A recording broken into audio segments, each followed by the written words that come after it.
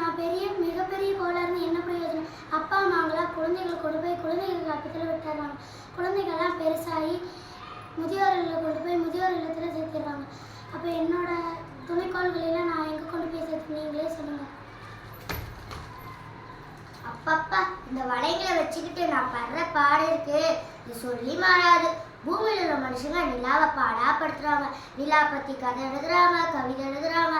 ஆனால் என்கிட்ட 18 நிலா இருக்கு. நல்ல வேலை அவங்களுக்கு தெரியல. தெரிஞ்சிருந்தா ஒவ்வொரு நிலாலையும் ஒவ்வொரு பாட்டியை உட்கார வச்சு வடை சுட ஆரம்பிச்சிருவாங்க. அவங்களெல்லாம் பார்த்தாலே விரட்டி விரட்டி வெளுக்க தோணுது.